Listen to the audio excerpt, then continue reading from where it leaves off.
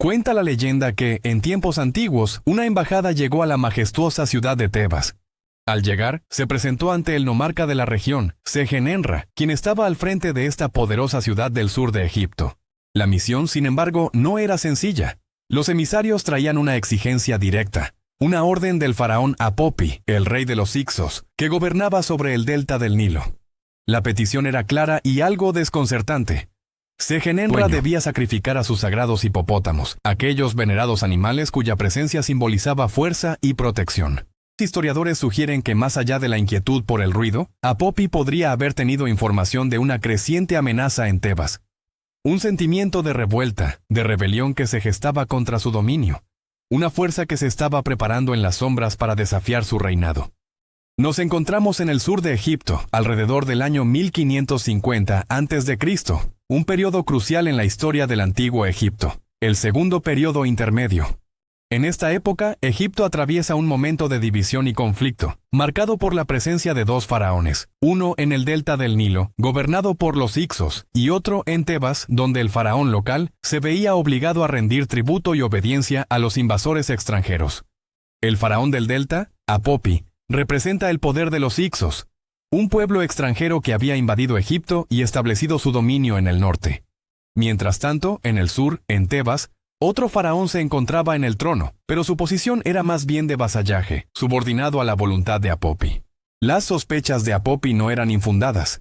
En secreto, el rey Sekenenra de Tebas, quien hasta entonces había permanecido bajo el control de los Hicsos, estaba tramando un audaz plan: la rebelión.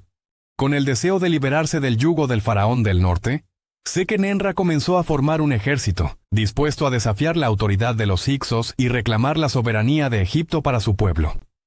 Con el deseo de liberarse del yugo del faraón del norte, Sekenenra comenzó a formar un ejército, dispuesto a desafiar la autoridad de los Hicsos y reclamar la soberanía de Egipto para su pueblo. La lucha por la libertad no fue fácil, y las batallas se libraron con fuerza y determinación de ambos lados. Tanto los hombres de Tebas como los Hicsos cosecharon victorias, pero al final el rey Sekenenra cayó en la batalla. La evidencia de su trágico fin se descubrió siglos después, a través del estudio de su momia. Su cráneo presentaba varios golpes contundentes, indicios claros de la brutalidad de la lucha en la que se vio involucrado. Tras su muerte, su sucesor, Kamose, quien se cree fue su hijo mayor, aunque esto no está completamente confirmado, continuó la campaña militar con la firme intención de liberar Egipto de la tiranía de los Hicsos. Con su liderazgo, la resistencia egipcia no solo perduró, sino que se fortaleció, marcando el comienzo de una nueva era de lucha por la libertad. Kamose no se detuvo y llevó la guerra hasta la capital de los invasores, Avaris, donde se produjo un feroz asedio contra el faraón Hicso. A pesar de su corta duración en el trono, ya que Kamose gobernó solo 3 años, su legado militar quedó registrado en la historia. Las evidencias de sus éxitos llegaron hasta nosotros a través de 2 estelas encontradas en el siglo XX, las famosas tablillas de Carnarvon, que atestiguan su valiente resistencia y su incansable lucha por la independencia de Egipto. Tras la muerte de Kamose, el trono de Tebas fue ocupado por Amosis, aunque los detalles de su ascendencia siguen siendo inciertos. Algunos creen que era hermano o incluso sobrino de Kamose, pero lo que sí es indiscutible es que era hijo de Sekenenra. Amosis tomó el poder en un momento crucial, y con él llegó la consolidación de la victoria que tanto se había luchado por alcanzar. La consolidación de la victoria bajo el liderazgo de Amosis marcó el comienzo de un nuevo capítulo para Tebas y Egipto. La estrategia de Amosis fue astuta y meticulosa. En lugar de enfrentarse directamente al faraón Hicso en Avaris, optó por una táctica de desgaste. Tomó el control de las ciudades satélites alrededor de la capital Hicso, cortando así sus suministros y aislándolos poco a poco. Este cerco, aunque lento, resultó ser efectivo, ya que debilitó progresivamente al enemigo. Finalmente, tras años de estrategia y de intensos combates, Amosis lanzó su asalto definitivo a Avaris. La lucha no fue fácil ni rápida, le tomó varios años lograrlo, pero finalmente logró expulsar a los Hicsos de la capital. Con su victoria, Egipto volvió a estar unificado, después de más de un siglo de división. Este triunfo marcó el fin del segundo periodo intermedio y el comienzo del Imperio Nuevo, una nueva era para la civilización egipcia. Con la victoria en sus manos, Amosis fundó la dinastía 18.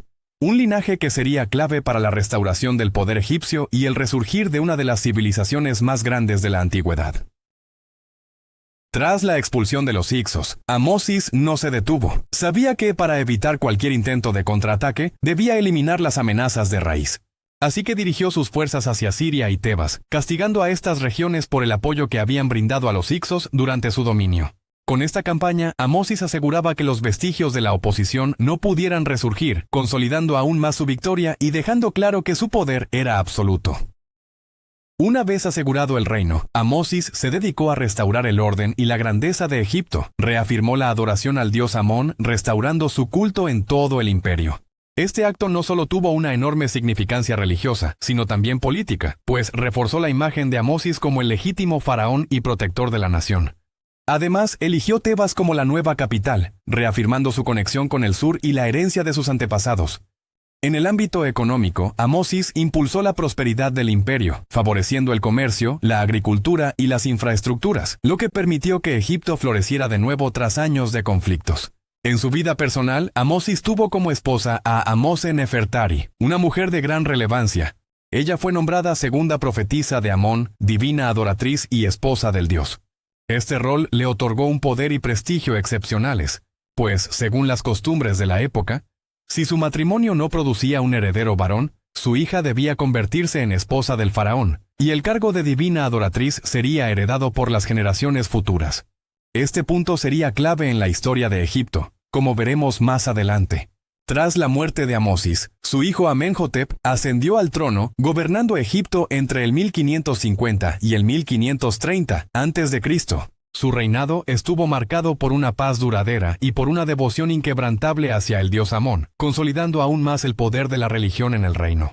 Amenhotep estuvo casado con Ahmose Meritamón, pero a pesar de su unión, no tuvieron descendencia varonil, solo una hija, Ahmose. Para asegurar la continuidad de la dinastía, como se había establecido anteriormente, fue necesario que la princesa Ahmose se casara con un hijo de Amenhotep que tuvo con una esposa secundaria, de la cual no se tiene registro. Ese hijo fue Tutmosis. Tutmosis gobernó Egipto entre el 1530 y el 1517 a.C. Durante su reinado, sus logros más destacados fueron en el ámbito militar. Expandió las fronteras del imperio hacia el norte, llegando casi a las fronteras del poderoso imperio Mitanni, lo que consolidó aún más la influencia de Egipto en la región. Además, fue el fundador de la famosa necrópolis del Valle de los Reyes, un lugar que se convertiría en el reposo eterno de los faraones y una de las maravillas arqueológicas más impresionantes de la historia egipcia. Sin embargo, Tutmosis y su esposa, Amose, no tuvieron hijos varones. Por esta razón, su hija Hatshepsut tuvo que casarse con su hermanastro, Tutmosis Engundo, hijo de la esposa secundaria de Tutmosis, Mut-Nefert. Este matrimonio era clave para asegurar la continuidad de la línea sucesoria real, ya que, por segunda vez consecutiva, la hija del faraón se convertía en la heredera del linaje real, garantizando la estabilidad dinástica. Tutmosis II ascendió al trono en 1517 a.C. y gobernó hasta su muerte en 1513 a.C. Durante su corto reinado se enfrentó a dos importantes revueltas, una en Kush, en la región de Nubia, y otra contra los beduinos, mostrando que, aunque su reinado fue breve, debió hacer frente a desafíos importantes en las fronteras de Egipto. Sin embargo, al igual que sus antecesores, Tutmosis II y su esposa real, Hatshepsut, no tuvieron un hijo varón. Solo tuvieron dos hijas, siendo Neferura la primogénita. Según las costumbres dinásticas, Neferura debía casarse con un hijo de Tutmosis II que había tenido con su concubina, Iset. Sin embargo, cuando Tutmosis II falleció, su hijo Tutmosis III aún era demasiado pequeño para gobernar. Ante esta situación, su madrastra Hatshepsut, en un giro inesperado, asumió la regencia en su nombre, tomando el control del imperio y asegurando la estabilidad del linaje real. Hatshepsut prolongó de manera indefinida el matrimonio de Tutmosis III con la princesa real Neferura, una decisión que reforzaba su poder, aunque mantenía la apariencia de seguir la tradición dinástica. A pesar de que en Egipto hubo muchas regencias a lo largo de su historia, fue la primera vez que una mujer asumió este cargo con tal autoridad. Con el tiempo, Hatshepsut consolidó su poder y finalmente se autoproclamó faraón, gobernando de 1513 a 1490 a.C.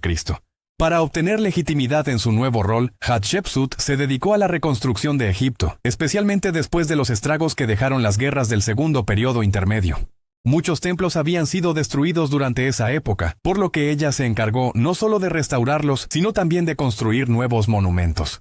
Su devoción por el dios Amón quedó reflejada en varios de estos proyectos. Un ejemplo destacado es el enorme obelisco en Karnak, de 70 metros de altura, donde se muestra la imagen de Amón coronándola, simbolizando su conexión divina con el poder. Además de sus logros arquitectónicos, Hatshepsut optó por ser sepultada en el Valle de los Reyes, un lugar reservado para los faraones, en lugar de en el Valle de las Reinas, como era tradicional para las reinas. Este gesto marcó su lugar en la historia como una faraona legítima. Incluso mandó construir un templo majestuoso en Deir el-Bahari, un monumento a su propia grandeza y para ser venerada después de su muerte. En cuanto a cuestiones militares, Hatshepsut decidió otorgarle el control de las campañas a su hijastro, Tutmosis III, lo que refuta la idea de un desencuentro entre ellos por el trono. Aunque Tutmosis III participó en algunas campañas militares de menor importancia, su tiempo como regente fue uno de espera paciente. Sabía que debía esperar a la muerte de su madrastra para poder asumir el poder como faraón. Una vez que Tutmosis III finalmente gobernó, mandó construir su tumba y su templo al lado del de su madrastra, Hatshepsut, pero lo hizo de manera más modesta, buscando no opacar el gran legado de ella. Esta actitud reflejaba un respeto por su figura, a pesar de la tensión subyacente de su ascensión al trono. El hallazgo de la momia de Hatshepsut en el siglo XX reveló detalles sobre su salud al momento de su muerte, cerca de los 60 años. Se encontraba obesa y se cree que padecía de cáncer, además de sufrir dolores extremos, lo que explicaría su deterioro físico en los últimos años de su vida. Sin embargo, otro problema dinástico se comenzaba a gestar. Antes de su muerte, Hatshepsut había perdido a su hija Neferura, lo que complicaba la sucesión. Ante esta situación, Tutmosis III se vio obligado a casarse con Meritra Hatshepsut, quien se presume como la segunda hija de Hatshepsut y Tutmosis II. Este matrimonio, aunque necesario para asegurar la continuidad del linaje, marcaba el comienzo de nuevos desafíos dinásticos en Egipto. El reinado de Tutmosis III, que se extendió de 1479 a el 1443 a.C., se caracterizó por la expansión territorial de Egipto, alcanzando su mayor extensión en la historia. Durante su gobierno, las fronteras de Egipto se ampliaron desde la totalidad de Nubia en el sur hasta Siria y Canaán en el norte. A lo largo de varias campañas militares, Tutmosis III enfrentó al imperio Mitanni en diversas batallas, pero finalmente, tras años de confrontación, se alcanzó un acuerdo clave entre ambos reinos. El tratado fijaba las fronteras entre Egipto y Mitanni en la ciudad de Kadesh, a orillas del río Orontes, un acuerdo que perduraría por más de 100 años. Este pacto no solo establecía las fronteras, sino que también comprometía a ambos imperios a proteger juntos esta zona estratégica frente a cualquier otra potencia que intentara atravesarla. Sin duda, el acuerdo resultó beneficioso para ambas naciones. Mitanni, al controlar la ruta hacia el Mediterráneo y Mesopotamia, aseguró un floreciente comercio, mientras que Egipto ganó el control sobre la región del Levante, una zona crucial para acceder a la madera, un recurso muy apreciado por los egipcios para sus construcciones y embarcaciones. Después de Tutmosis III, Egipto estuvo bajo el reinado de 3 faraones cuyas contribuciones fueron relativamente menores. Uno de ellos fue Amenofis II, quien gobernó de 1443 al 1417 a.C. Su principal logro fue consolidar las tierras adquiridas por su padre, Tutmosis III. Estuvo casado con Tia, aunque ella no era su esposa principal. De este matrimonio nació Tutmosis IV. Tutmosis IV, que gobernó del 1417 al 1407 a.C., vivió una época en la que el poder de los sacerdotes de Amón comenzó a crecer considerablemente. Ante esta creciente influencia religiosa, Tutmosis IV cambió su devoción del dios Amón al dios Ra. Aunque en un principio esta estrategia pareció darle resultados, con el tiempo resultó ser un factor de decadencia para sus sucesores, quienes tendrían que lidiar con las consecuencias de esta política religiosa. A la muerte de Tutmosis IV, su hijo Amenofis III asumió el trono, gobernando desde 1387 hasta el 1348 a.C. Dado que Amenofis III era muy joven al morir su padre, su madre, Mutemuya, asumió la regencia hasta que su hijo alcanzó la mayoría de edad. Durante el reinado de Amenofis III, Egipto disfrutó de una calma prolongada, que se reflejó en la estabilidad política y en una intensa actividad diplomática. Se establecieron relaciones con los reinos vecinos como Mesopotamia, Mitanni, el Levante y la Grecia continental, lo que se evidencia en una vasta correspondencia diplomática que ha sobrevivido hasta nuestros días. Amenofis III fue también conocido por sus múltiples matrimonios, e incluso se llegó a casar con algunas de sus propias hijas. Su esposa principal fue Ti, hermana de Ay, quien más tarde llegaría a convertirse en un alto sacerdote y desempeñaría un papel clave en la política egipcia de los años posteriores. El sucesor de Amenofis III fue Akenatón, quien, a pesar de no ser el hijo mayor, ascendió al trono después de la muerte de su hermano, Tutmosis. Akenatón es conocido por una de las reformas más radicales en la historia del antiguo Egipto, conocida como la Revolución Amarniense. Su principal objetivo fue instaurar un cambio religioso profundo, sustituir al dios Amón por el dios Atón, el disco solar. Esta reforma no solo representaba una renovación espiritual, sino que también tenía un fin político, ya que Akenatón buscaba restarle poder a los sacerdotes de Amón, quienes habían acumulado una gran influencia. Además de promover el culto exclusivo a Atón, Akenatón prohibió el culto a otros dioses, lo que causó un gran descontento entre la sociedad egipcia, profundamente politeísta y con una fe arraigada en múltiples divinidades. Como parte de esta reforma religiosa, Akenatón fundó una nueva ciudad en honor a Atón, llamada Ajetatón, que se convertiría en la nueva capital del imperio. Esta ciudad fue construida entre Menfis y Tebas, en un área desértica, y estuvo destinada a ser el centro del nuevo culto solar. Ajetatón sería testigo de la grandeza y las tensiones que surgieron a raíz de esta transformación radical, marcando un antes y un después en la historia religiosa de Egipto. Akenatón y su esposa, Nefertiti, que además era su prima hermana, no tuvieron hijos varones. Como era común en esta dinastía, la sucesión continuó con la hija de Akenatón y un hijo suyo de una esposa secundaria, de la que desconocemos el nombre. De esta unión nació Tutanjatón, quien, siguiendo la tradición dinástica, fue casado con una princesa, Meritatón, hija de Akenatón y Nefertiti. Sin embargo, Tutanjatón era muy pequeño cuando Akenatón falleció, por lo que, detrás de su gobierno, estuvo su abuelo Ay, quien asumió el poder en la sombra hasta que el joven faraón estuviera en edad para gobernar.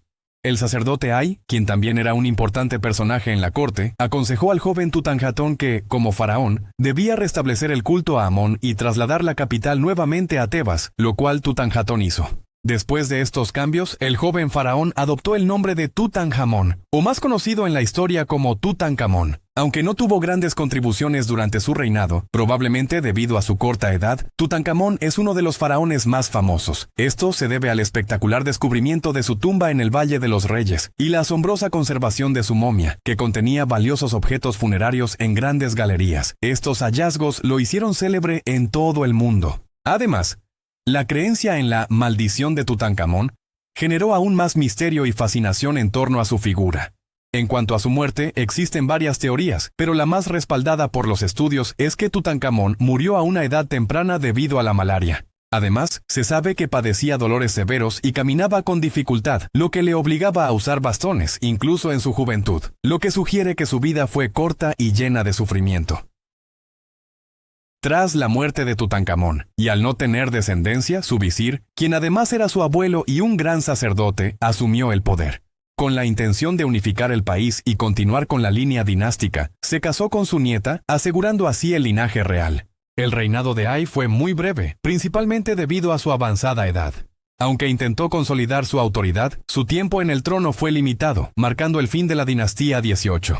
Tras la muerte de Ay, Horemheb ascendió al trono, pero su situación era complicada, ya que no pertenecía a la línea sucesoria. Horemheb, un gran general de origen aristocrático, había ganado notoriedad durante el reinado de Tutankamón cuando los hititas invadieron el norte de Siria-Palestina. Horemheb se encargó de defender el territorio y logró hacer retroceder a los invasores, lo que lo convirtió en una figura clave en el círculo del poder. De hecho, Horemheb apoyó la ascensión de Ay tras la muerte de Tutankamón. Al darse cuenta de que el anciano sacerdote no tenía hijos varones, para consolidar su legitimidad como faraón, Horemheb se casó con la hija de Ay, Mutnedimet, hermana de Nefertiti. Este matrimonio fue un paso crucial para asegurar su posición en el trono y poner fin a las disputas dinásticas que habían marcado los últimos años de la dinastía 18. Con Horemheb se cierra la dinastía 18, una dinastía que estuvo marcada por grandes faraones, sucesiones conflictivas y, a pesar de todo, una sorprendente tranquilidad y apogeo del gran imperio nuevo egipcio. Acompáñanos en el próximo video, donde hablaremos de la dinastía 19 y de uno de sus faraones más conocidos, Ramsés II. Estas dos dinastías fueron clave para darle grandeza al Imperio Nuevo. No olvides suscribirte y si te ha gustado este video, regalarme un like. Saludos y hasta el próximo video.